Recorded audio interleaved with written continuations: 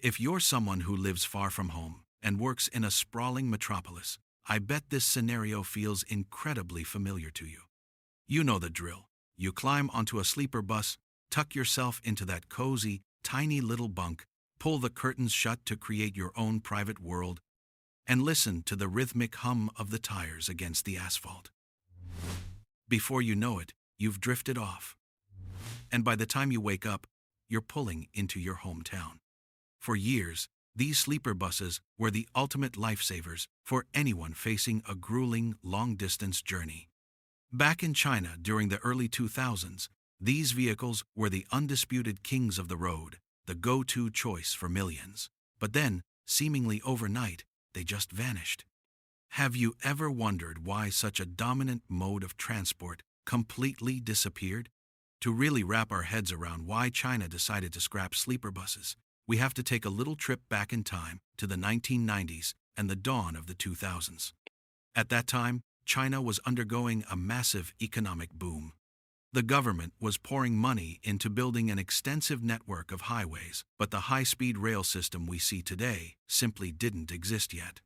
Flying was an option, sure, but it was incredibly expensive, a luxury reserved strictly for the ultra-wealthy big bosses. So, if you were a migrant worker in a country of over 1 billion people and you needed to get from Beijing to Guangzhou or Shanghai to Chengdu without breaking the bank, the sleeper bus was your true love. It was perfectly suited for the hardworking people traveling long distances to support their families. These buses were usually double-deckers, packed with 40 to 50 passengers, sometimes even more. For a very modest fare, you'd climb aboard, find your assigned bunk, pull those curtains, and just chill out. They mostly ran through the night, which was brilliant because it saved time a huge deal when you're traveling thousands of kilometers across the country. During their peak, sleeper buses were everywhere, rolling across every corner of China. But as the saying goes, life doesn't always go according to the script, and reality isn't always as sweet as the dreams people had while sleeping on those buses. Behind all that convenience, a mountain of unforeseen problems was building up. Eventually, these issues became so severe that the Chinese government felt they had no choice but to step in and phase them out entirely. Have you ever climbed into a bunk on a bus, laid your head down, and actually stopped to ask yourself, am I safe here? In China, during the early 2010s, the answer to that was a resounding, not really. The country began suffering through a relentless wave of horrific accidents involving sleeper buses. On average, there were more than a dozen major crashes a year. That's essentially one catastrophic event every single month. The design of the buses themselves was a recipe for disaster. They had a low chassis, cramped bunk beds stacked on top of each other, incredibly narrow aisles, and very few emergency exits. Whenever an accident occurred, it was almost a guarantee that passengers would end up trapped inside with no way out. Imagine dozens of people crammed into a tight, enclosed space. When a fire breaks out or an explosion occurs, it's absolutely terrifying. In reality, many of the victims in these tragic crashes didn't die from the initial impact, but because they were stuck and couldn't escape the wreckage. One of the most haunting incidents happened in August 2012 on a highway in Shaanxi province. A double-decker sleeper bus slammed into a chemical tanker. The bus was instantly engulfed in a fierce inferno, and 36 people lost their lives. The entire nation was in shock. Even though social media wasn't the giant it is today, the news tore through newspapers and online forums, sparking a massive outcry. But why were these accidents so consistently deadly? First off, sleeper buses, especially the double-deckers, have a very high center of gravity. If the bus is speeding, or if the driver has to swerve suddenly, it's incredibly easy for the vehicle to flip over. And once it flips, the chaos is unimaginable. Passengers are lying flat without seatbelts, so they get tossed around like rag dolls or pinned under debris. To make matters worse, since many buses lacked proper emergency exits, rescue teams were often left feeling helpless. Then there's the human factor, specifically the drivers. These drivers were often distracted or fighting off extreme exhaustion.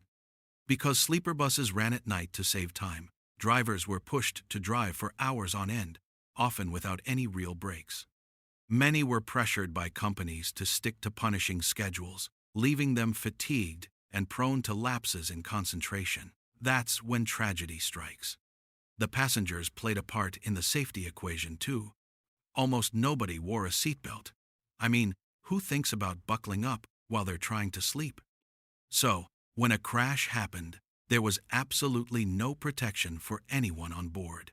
These accidents weren't just statistics in a report. They represented the profound grief of hundreds of families.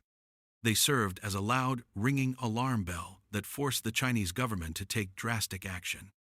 In 2012, after enduring too many heart-wrenching disasters, the government decided to deal with the sleeper bus problem once and for all. However, they didn't just ban them overnight. They implemented a strategic roadmap. First, they prohibited the manufacture and sale of new double-decker sleeper buses starting in early 2012. Big manufacturers that had made a fortune off these vehicles suddenly had to shut down their production lines. Just like that, the supply of new buses was cut off, leaving only the aging fleet on the road. Next, they stopped allowing any new registrations for sleeper buses. This meant even if you bought a used one, you couldn't legally register it to pick up passengers. As the old buses broke down or wore out, they were slowly retired and the numbers began to plummet. Beyond that, the authorities tightened the screws on safety inspections. Every remaining sleeper bus had to pass rigorous checks on everything from brakes and tires to emergency exits.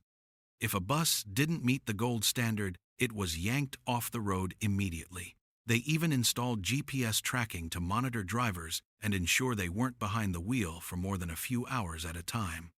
In many mountainous regions, they went a step further by banning these buses from driving between 2 a.m. and 5 a.m., the danger zone, when drivers are most likely to doze off. This plan was brilliant in its subtlety. They didn't have to ban them with a heavy hand.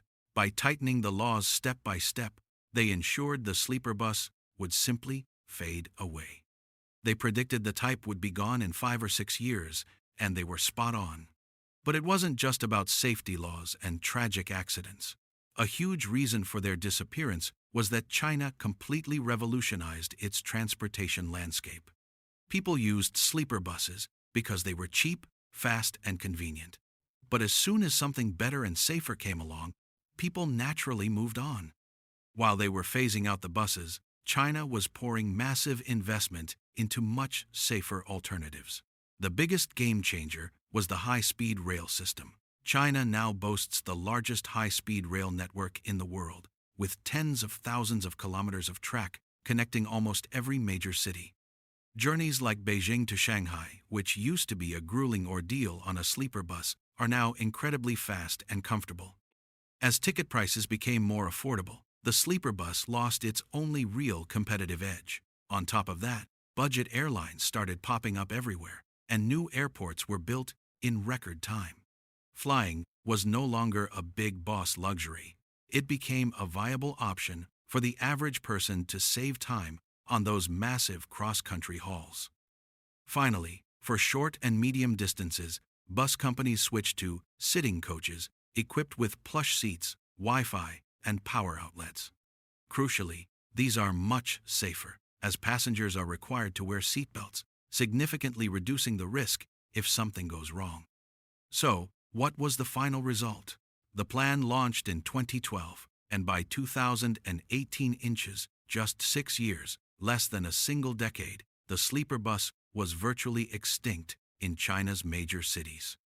You might still spot a few old ones clattering around in remote rural areas as they run through their final days, but they are strictly regulated. Simply put, the era of the sleeper bus is officially over. Those buses have finally laid down for good. The story of the sleeper bus in China is about more than just transportation. It's a story of how a country confronts a crisis and shifts its priorities to put safety first. It shows a willingness to abandon a familiar tradition to save human lives. Those tragic accidents from over a decade ago were a wake-up call that convenience should never be traded for safety. But the real key was having a better plan for the future. Instead of clinging to the past, they invested in high-speed trains, low-cost flights, and modern coaches. This didn't just solve a safety problem, it propelled China into a new era of travel that benefits everyone.